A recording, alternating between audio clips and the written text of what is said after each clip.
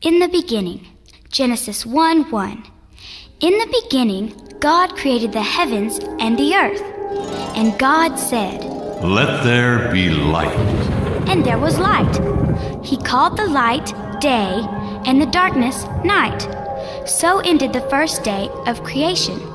Then God said, "Let there be a visible, arching sky that separates the waters."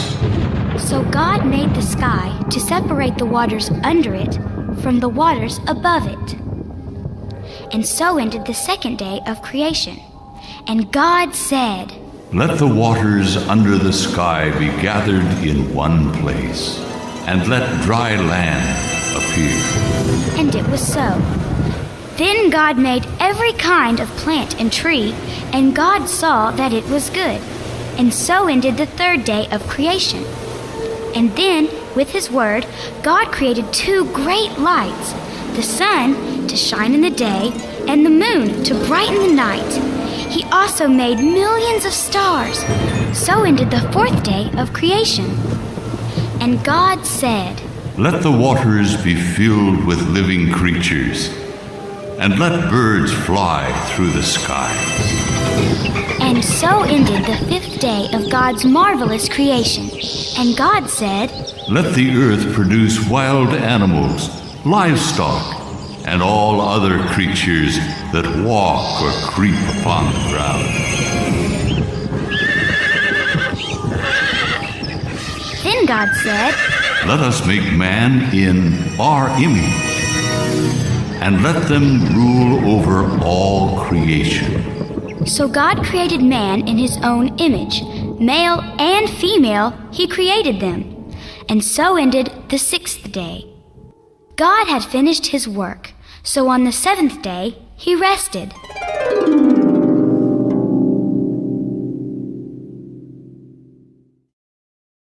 Adam and Eve, Genesis 1:27. And God created man in his image. Male and female, he created them. The Lord God used the dust of the ground to create Adam, the first man. The Lord placed Adam in a beautiful garden called Eden. It was a perfect home. Then the Lord said, "It is not good for Adam to be alone. I will make him a helper and friend." So the Lord made a woman. Together, Adam and Eve took care of the garden and worshiped God. The Lord created every beast of the field and every bird in the sky and brought them to Adam one by one. Adam gave each one of them a name.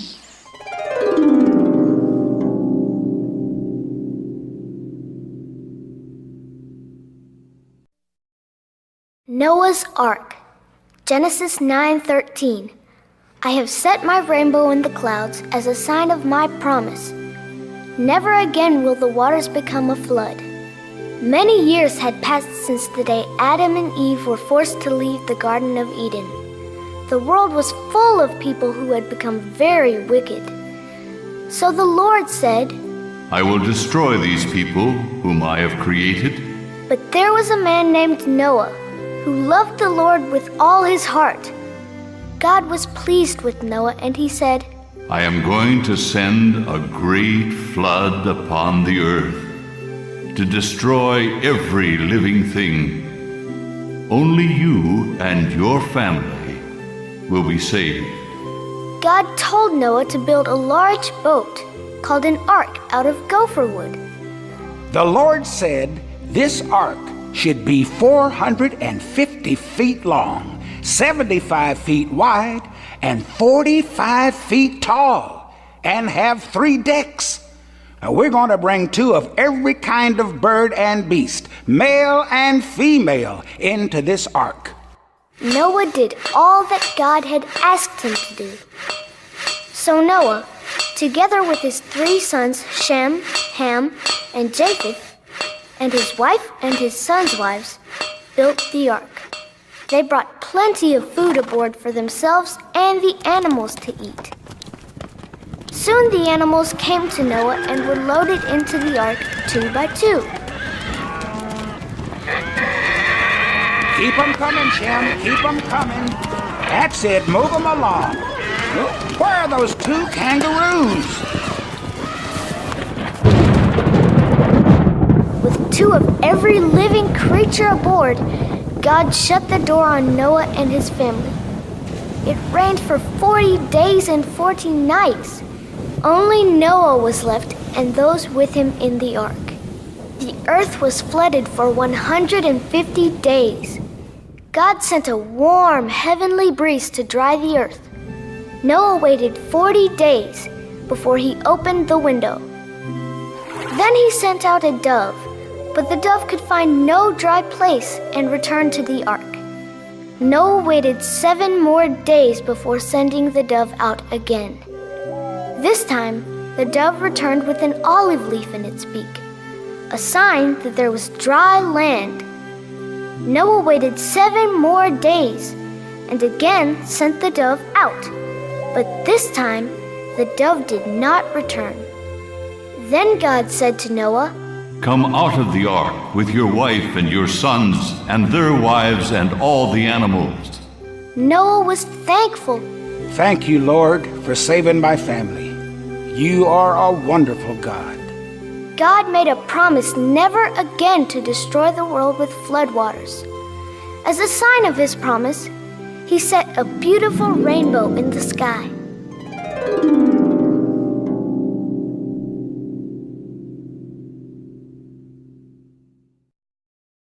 Abraham and Sarah's surprise. Genesis 18:14. Is anything too hard for the Lord to do? Abram was a righteous man who married a beautiful woman named Sarah. One day the Lord spoke to Abram and said, Leave your country and go to a land I will show you. There I will bless you and make you into a great nation. So Abram obeyed the Lord and set out on a journey with his wife Sarah and his nephew Lot. One night the Lord appeared to Abram and said, Look up at the night sky and count the stars. One day your family shall number more than that. When Abram was 99 years old, the Lord appeared to him again and said, Abram, I make this promise to you. You will be called the father of many nations, for I will bless her with a son, and you will call his name Isaac. Abraham laughed and said, How can a son be born to people our age? Sarah overheard what the Lord had said to her husband, and she too laughed and laughed. How can this be? But the Lord heard her laughter and said, Is anything too hard for the Lord? When Abram was 100 years old, Sarah had a little baby boy named Isaac, just as God had promised.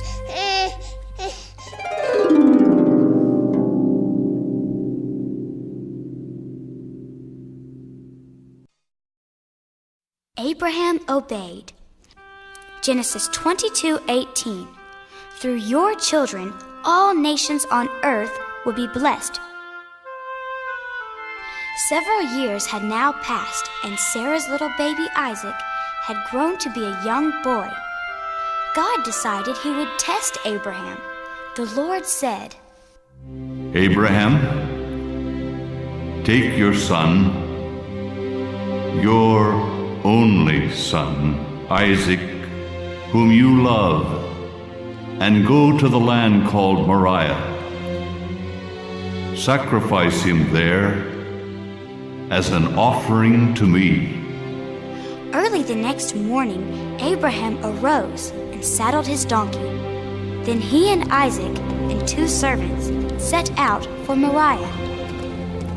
After 3 days' journey, they could see the place in the distance. Abraham said to his servants, Stay here with the donkey while Isaac and I go there to worship. Isaac spoke up and said, Father, Yes, my son. the fire and the wood are here, But where is the lamb for the sacrifice? God will provide the lamb. And they walked on. When they finally reached the place, Abraham built an altar and set the wood on it. Then an angel called out, Abraham, do not lay a hand on the boy. Now I know that you fear God, because you have offered your son, your only son, as a sacrifice. Suddenly, Abraham heard the sound of a ram bleating. Abraham cut Isaac loose, took the ram, and sacrificed it unto the Lord. So Abraham called that place, "The Lord will provide." Then the angel of the Lord called to Abraham a second time. Abraham, because you have done this, and have not withheld your only son, you and your family will be blessed above all people.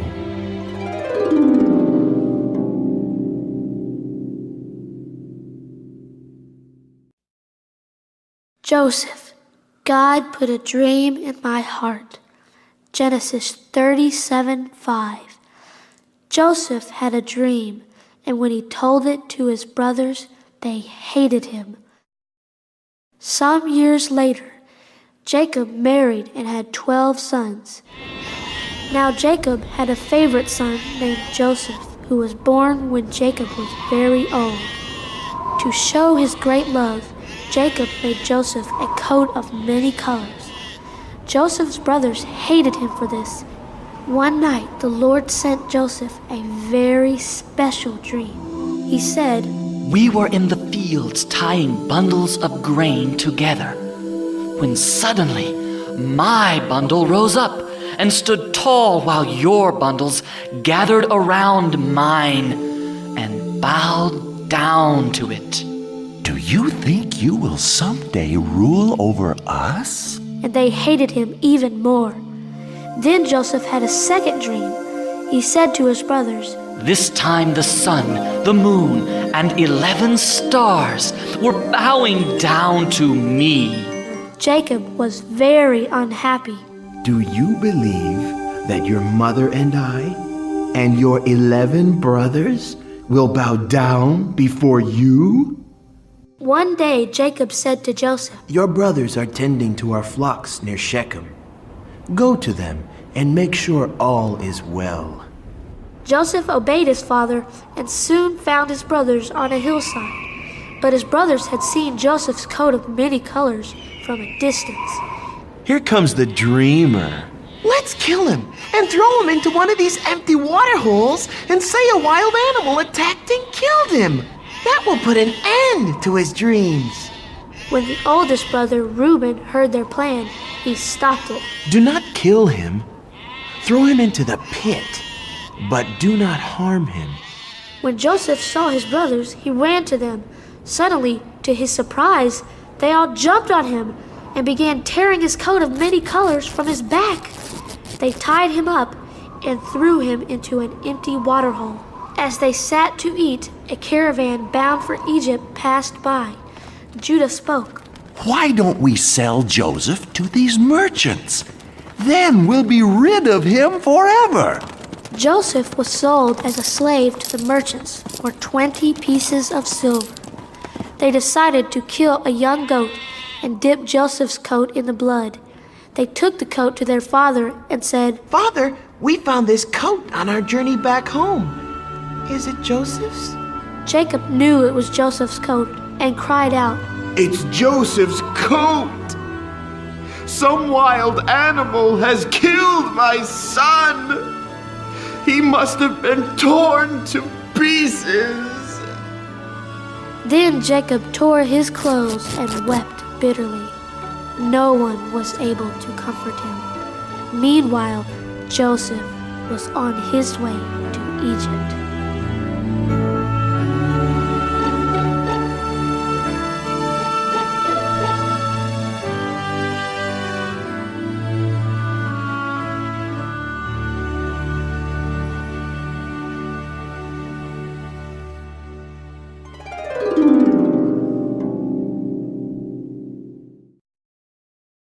baby Moses. Exodus 2:3. But when she could hide him no longer, she got a papyrus basket for him and coated it with tar and pitch. Then she placed the child in it and put it among the reeds along the bank of the Nile. Pharaoh was the new king of Egypt. He feared the children of Jacob, now called the Israelites. The Israelites are growing too strong. If there is a war, they may fight against us and defeat us. To keep this from happening, he made the Israelites into slaves and put Egyptian masters over them. But no matter how unkind the Egyptian slave masters were, or how hard their work became, the Israelites continued to grow in number. Pharaoh became so angry, he passed a cruel law ordering every baby boy born to an Israelite family to be drowned in the Nile River. Now it happened that a baby boy was born to an Israelite family. Fearing Pharaoh's decree, the mother hid the baby for months. But when he began to cry and move about, she had to do something to save him. She decided to make a large basket out of the reeds that grew near the river. Then she put the baby in the basket and set it among the reeds along the riverbank. That evening, Pharaoh's daughter went down to the river to bathe.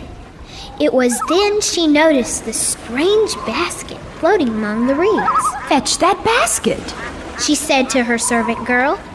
When she opened the basket and saw the little baby boy, she loved him. Then Miriam came forth and said, "Would you like for me to get an Israelite woman to take care of the baby?" "Yes, I would," said the princess. So Miriam ran back to get her mother and told her the things that had happened. "Take care of this baby and bring him back to me when he is older," the princess said. When the child grew older, his mother took him to Pharaoh's palace, back to the princess, and he became her son. The princess named him Moses, saying, "I drew him out of the water."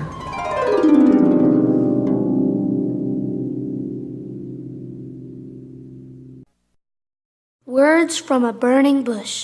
Exodus 3:15. This is my name forever, the name by which I am to be remembered.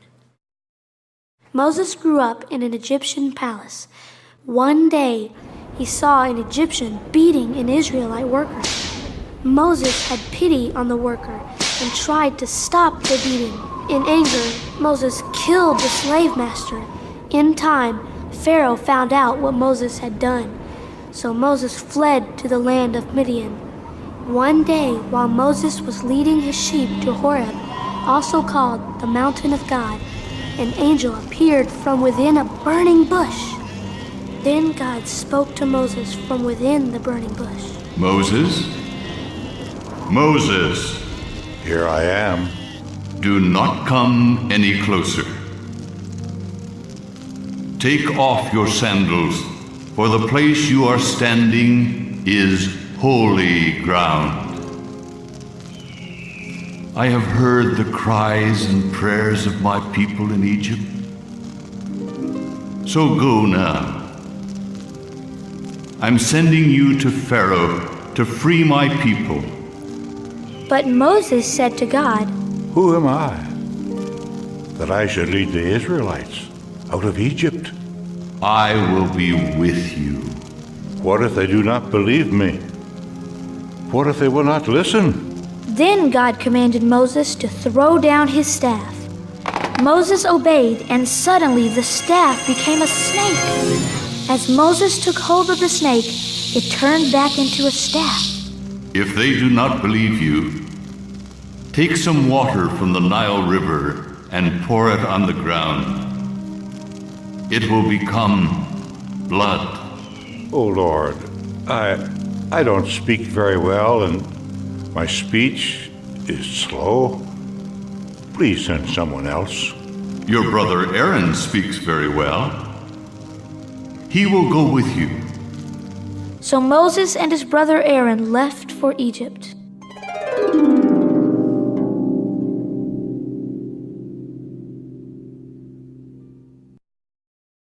The Red Sea Miracle. Exodus 14:14.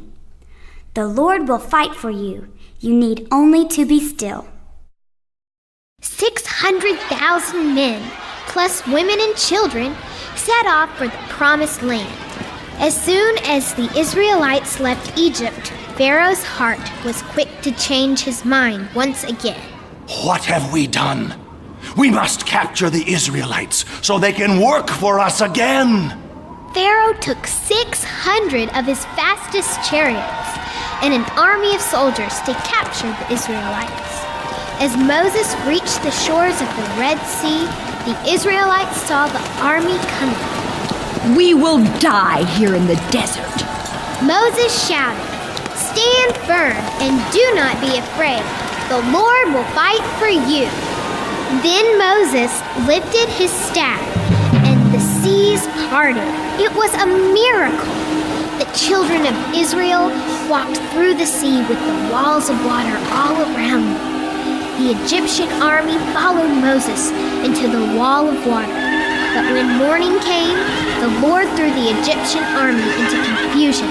The wheels on their chariots broke. When the Israelites reached the other side, Moses stretched out his staff over the Red Sea. The powerful waters crashed down on top of the Egyptian army. They were defeated. Then the people of Israel put their trust in God.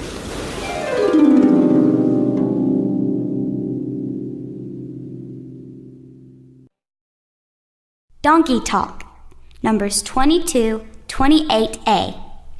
Then the Lord opened the donkey's mouth. The Israelites traveled on to the plain of Moab and camped near the Jordan River. The Moabites were frightened to see so many people. "What if they attack us?" they said. So the king of Moab sent messengers to find the prophet named Balaam. They asked Balaam to put a curse on the Israelites. Balaam said, "Spend the night here. I will ask God what he wants me to do." That night the Lord spoke to Balaam. Do not go with these men. When he told the messengers, they said, "Don't let God stop you from doing this. We will pay you lots of money." Balaam was tempted by what they were offering and said, "I'll ask God again." The next day, Balaam got up, saddled his donkey, and left with the messengers of Moab. God was very angry that Balaam had disobeyed.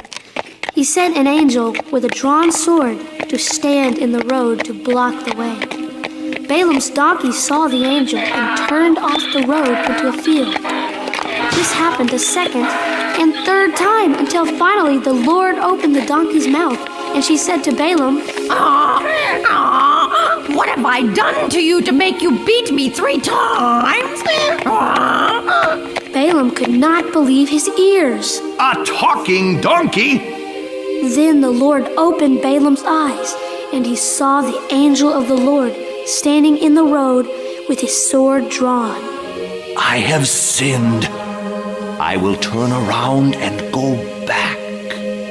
Go on with these men, but speak only what I tell you. Balaam agreed and went on with the messengers to meet with the king of Moab. Instead of cursing the God of Israel, he praised the Lord again and again for his goodness and faithfulness.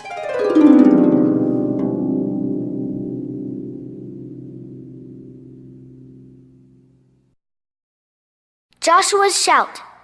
Joshua 24:15. Choose this day whom you will serve. But as for me and my household, we will serve the Lord.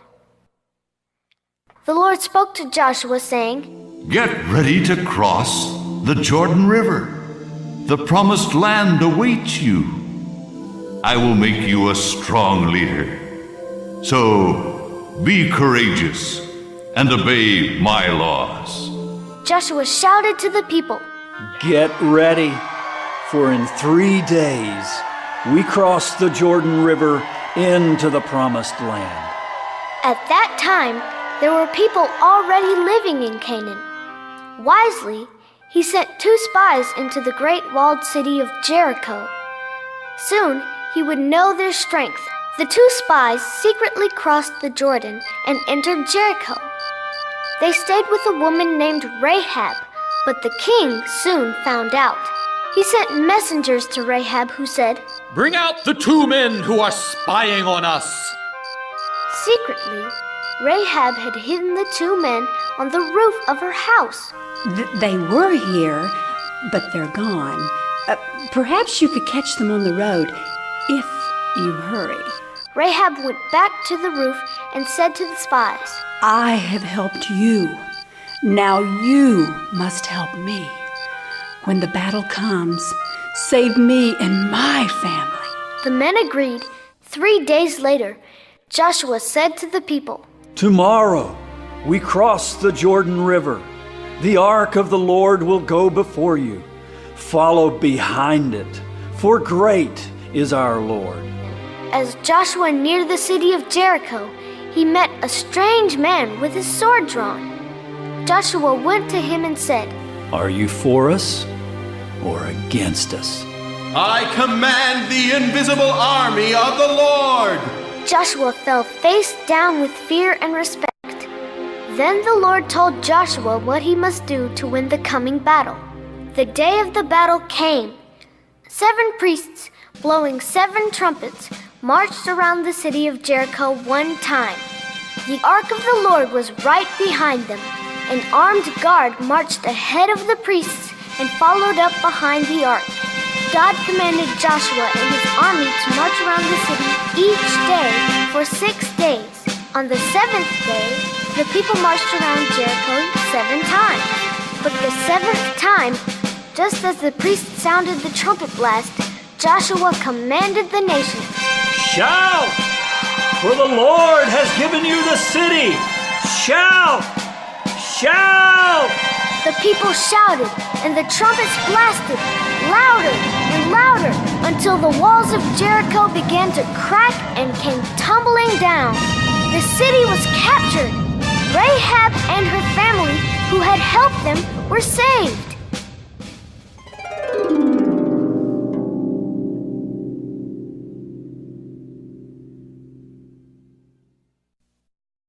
Mighty Samson. Judges 16:28. O Lord my God, please remember me and strengthen me. When Joshua was 110 years old, he died.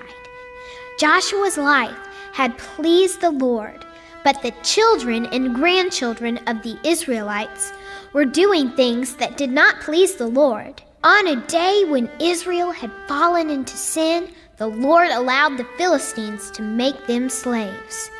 At the very same time, the angel of the Lord appeared to an Israelite woman who was unable to have children and said, You will soon have a little baby boy.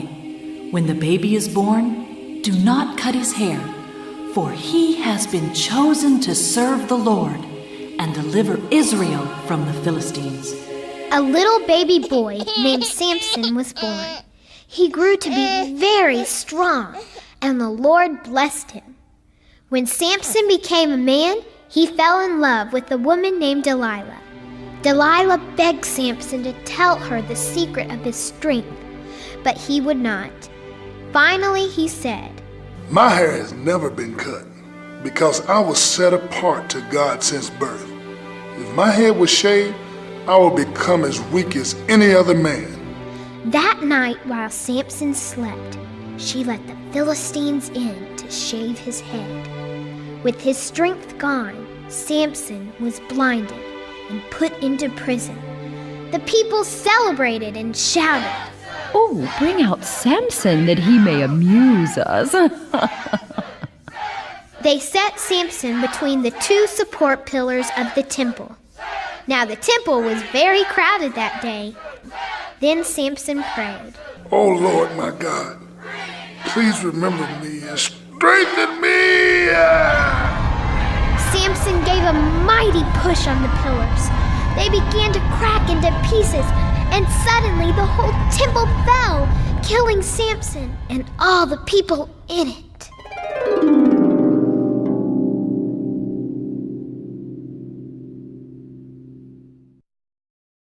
Ruth and Naomi. Ruth 1:16. Where you go, I will go. Where you stay, I will stay.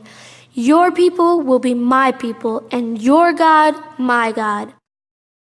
The judges were ruling Israel in the days when a terrible famine came. A man named Elimelech, his wife Naomi, and their 2 sons left Bethlehem and moved to Moab, where there was plenty of food. While in Moab, Elimelech died, leaving Naomi alone with 2 sons. Sometime later, her sons married Moabite women named Orpah and Ruth. They lived as a happy family for about 10 years, and then both of her sons died. When Naomi learned that the famine in Judah had ended, she prepared to leave Moab and return home. Ruth and Orpah walked with Naomi part of the way because they loved her very much. Naomi said, "Each of you must go back to your mother's house. May the Lord show kindness to you." Orpah returned home to her mother, but Ruth said, "Where you go, I will go. Your people will be my people, and your God, my God." So the 2 women traveled on to Bethlehem, where the barley harvest had just begun. Ruth began working in a field owned by a man named Boaz, a relative of Naomi's. Boaz noticed how hard Ruth was working and asked who she was. "She's a young woman from Moab who returned with Naomi," answered the foreman. Boaz liked Ruth and said, "Stay near the other women and I'll make sure you are protected." Boaz fell in love with Ruth and asked her to marry him. They were married one sunny day, and soon a baby named Obed was born. He would be the father of Jesse, who would be the father of David, the king of Israel.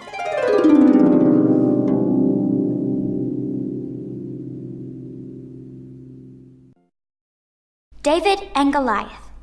1 Samuel 16:7. For man looks on the outward appearance, but the Lord looks on the heart. Israel met the Philistine army on the battlefield. Now the Philistines had a champion warrior named Goliath. Goliath stood over 9 feet tall and carried a heavy javelin and spear. His armor was made of bronze and glistened in the sunlight. Who could defeat such a giant? One morning, Jesse, son of Obed, sent his youngest son David to the battlefield to deliver a meal to David's older brothers, who were soldiers. When David arrived and heard Goliath mocking the Lord's army, he said to Saul, "Do not fear this Philistine. I will go and fight him." "You? Fight the giant? Why, you're only a boy. He is a mighty warrior, a killer. You are a shepherd boy. You cannot fight him." Then David answered, "As I kept my father's sheep, I once fought a lion and rescued the sheep. When the lion turned on me, I killed it. This giant will be defeated, for the Lord who delivered me from the lion and the bear will deliver me from the hand of this Philistine." "Go, and the Lord be with you." So he gathered his staff, 5 stones, and his slingshot, and started walking directly towards Goliath. When Goliath saw that Israel had sent a young boy to fight him, he grew angry. "Am I a dog that you come at me with a stick? Come here, and I'll tear you apart." "A boy. Then David spoke, "You come against me with a sword and a spear, but I come against you in the name of the Lord Almighty, the God of Israel's army, whom you mock. This day you will die." Goliath was furious and moved in to attack. But David took out one of the stones and loaded it into his slingshot. With all the power of the Lord behind him, he let it go. Bang! It struck Goliath right in the forehead and sank deep. Goliath staggered, his knees buckled, and he fell like a giant oak tree. Goliath was not dead, so David ran and stood over Goliath. Taking Goliath's own sword, he killed him. The Lord had given Israel the battle. The Philistine army ran away, but Israel went after them and defeated them. From that day on, David remained in King Saul's service.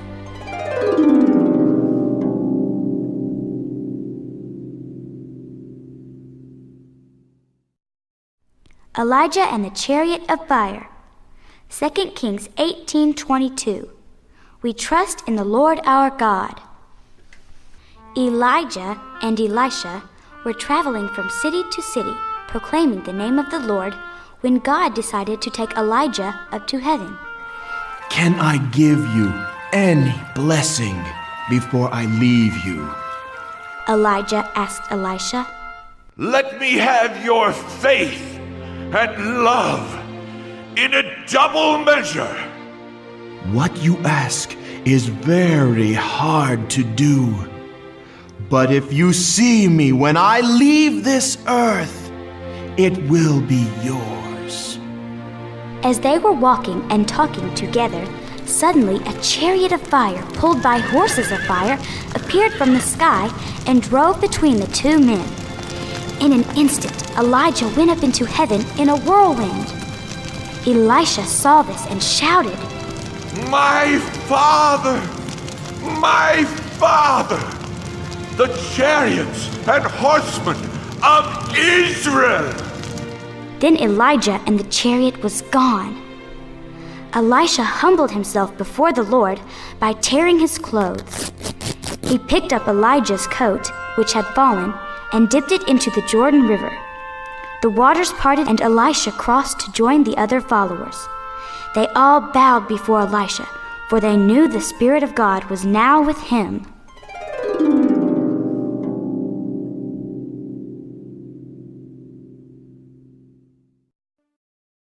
Brave and beautiful Queen, Esther 4:14, and who knows but that you have come to royal position for such a time as this. Once, in the city of Susa, the capital of Persia, great King Xerxes gave a banquet in honor of his many governors. King Xerxes called for Vashti, the queen. Place the royal crown on Vashti's head and bring her to me. For she was very beautiful. When Queen Vashti refused to come, the king was very angry. He sent Vashti away and ordered a nationwide search for a new queen. Now there was a Jewish man named Mordecai who also lived in Persia. He had a beautiful cousin named Esther. In obedience to the king's order, Esther was taken to the king's palace. Mordecai asked her to tell no one that she was Jewish. When the king saw Esther, he loved her. He set the royal crown on her head and made her the new queen. One day, Mordecai was sitting at the king's gate. He heard two soldiers planning to kill the king. Mordecai told Esther, who in turn told the king. Mordecai has told me of a plot to kill you, my king.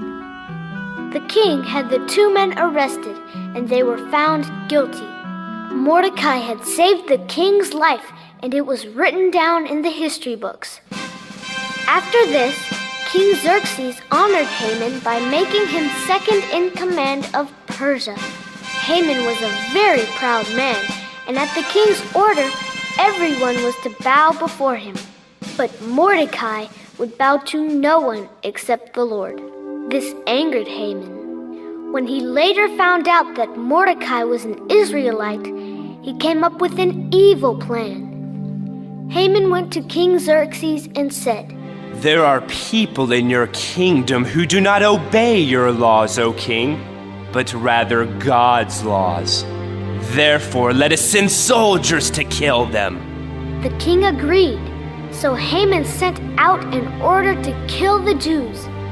When Mordecai heard about Haman's evil plan, he sent word to Esther.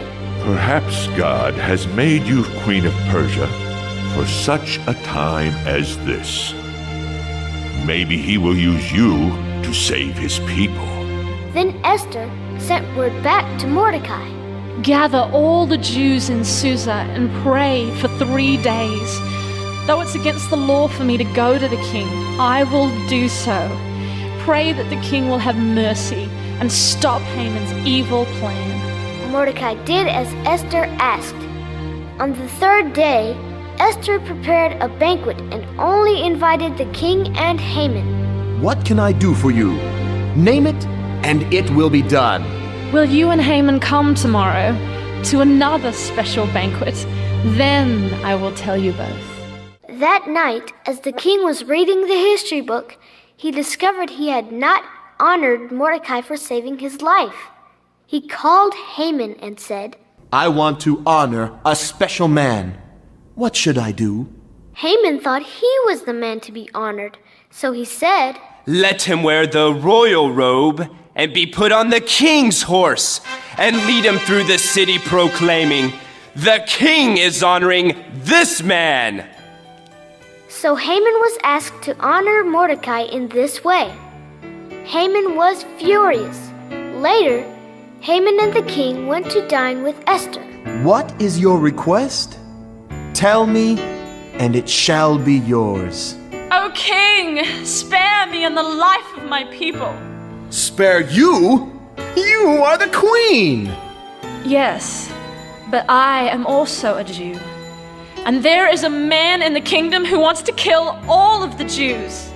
Who is this man? "Haman! He is an evil man!" The king was furious, and that night Haman was hanged on the very gallows he had built for Mordecai.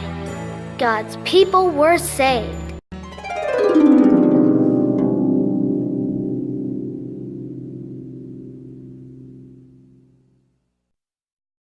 The Psalm of the Shepherd King David.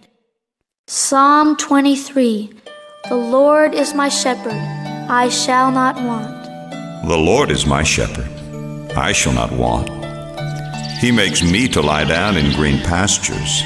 He leads me beside the still waters. He restores my soul. He leads me in the paths of righteousness for his name's sake. Yea, though I walk through the valley of the shadow of death, I will fear no evil. For you are with me. Your rod and your staff, they comfort me. You prepare a table before me in the presence of my enemies. You anoint my head with oil. My cup runs over.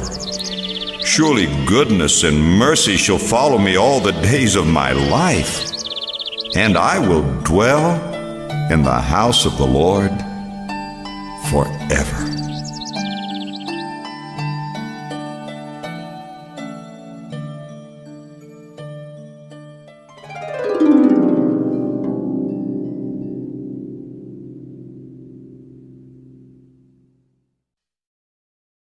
Ecclesiastes. Solomon says, Ecclesiastes 12:1, remember your Creator in the days of your youth. Solomon the preacher was the son of David and king in Jerusalem. In the book of Ecclesiastes, he gives us many verses of wisdom. There is nothing better than serving the Lord, for this will lead to happiness. And whatever it is that you choose to do it the very best you can. Work to please the Lord, and He will bless you. Don't be lazy. Sow your seeds in the morning and in the evening, for you never know which work will be successful. Don't give up. Finally, don't wait until you are old before you start serving the Lord. Serve Him now while you are young and alive with energy. Serve the Lord with gladness. Respect the Lord and always keep His commandments, for this is what we are supposed to do.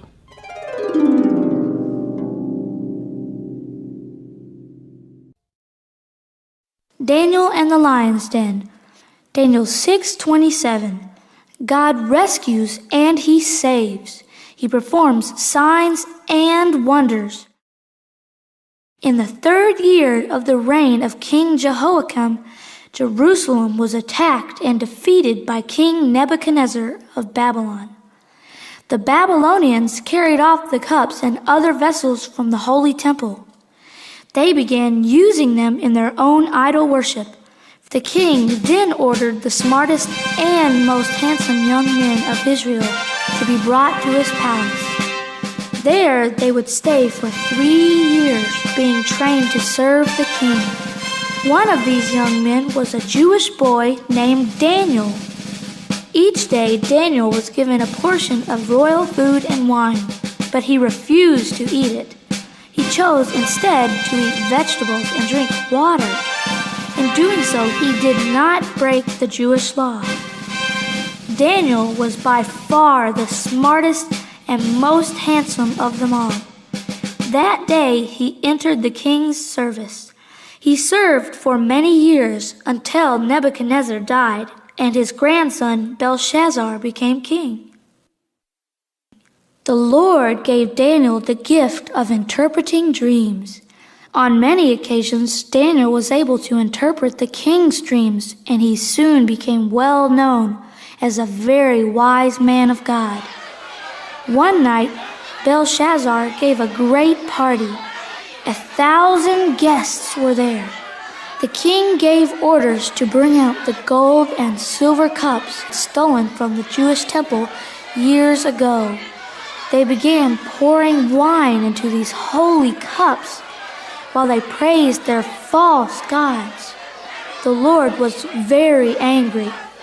Suddenly, a mysterious hand appeared in the room and began writing strange words on the palace wall.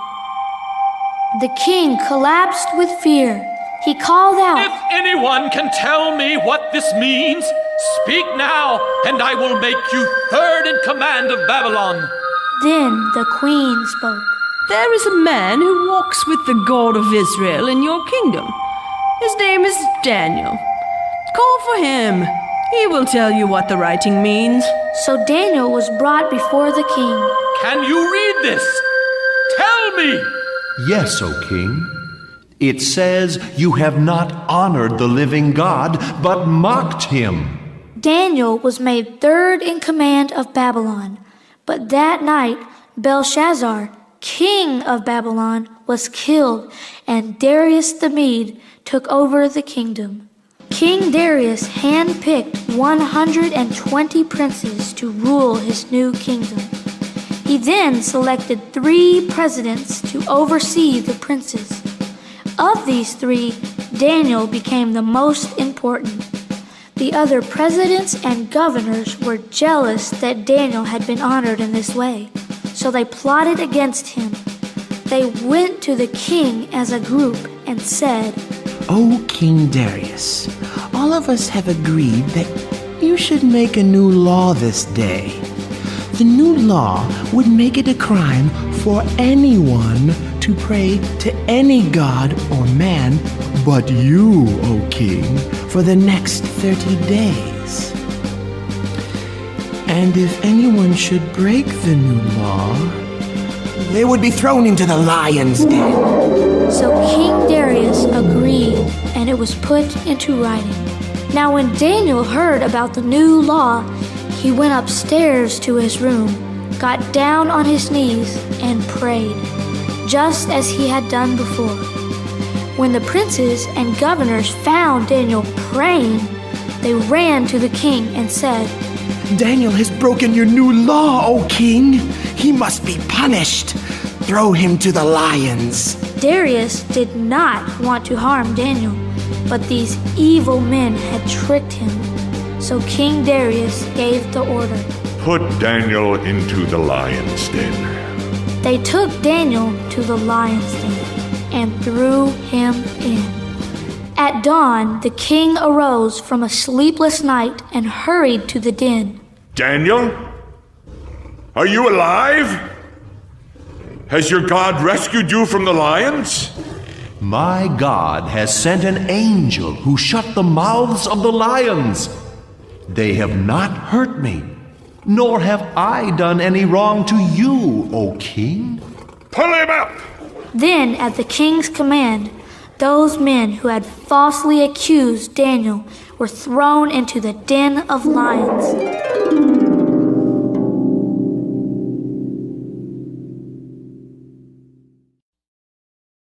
A whale of a tale. Jonah 4:2. You are a gracious and compassionate God, slow to anger and abounding in love. One day the Lord spoke to Jonah the prophet. Go to the city of Nineveh and tell them that they must stop sinning. But Jonah didn't want to go. He boarded a sailing ship bound for Tarshish. But the Lord knew Jonah had disobeyed his command, so he sent a violent storm over the sea. The sailors were so afraid, they began to pray to their false gods. They even threw the ship's cargo into the sea to make it float better.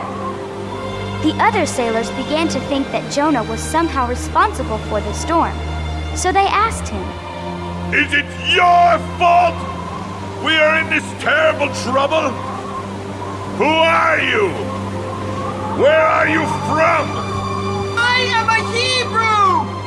I worship the Lord of heaven who made the sea! What can we do to calm the raging sea? Throw me into the sea, and it will become calm! Forgive us, Lord! Then they picked Jonah up and threw him into the raging sea. Suddenly, the sea was calm. Everything was still. When this happened, all of the sailors made promises to serve the God of Jonah. But poor Jonah was sinking deeper and deeper below the waves, until a great fish swallowed Jonah whole. There he stayed for 3 days. When Jonah realized what had happened, he began to pray. I am in deep trouble, O Lord, and yet you saved my life. Hear my song of thanksgiving. As Jonah continued to pray, the giant fish was swimming toward dry land, where it spit Jonah out. The Lord spoke to Jonah for the second time. Go to Nineveh and proclaim my message of salvation. This time, Jonah went straight to Nineveh. For 3 days, Jonah told everyone in Nineveh, Repent, or God will destroy this city in 40 days! When the people heard Jonah's voice, they knew he was preaching the truth. All of Nineveh believed God and declared a citywide day of prayer and fasting. They turned from their evil ways and blessed the God of Jonah.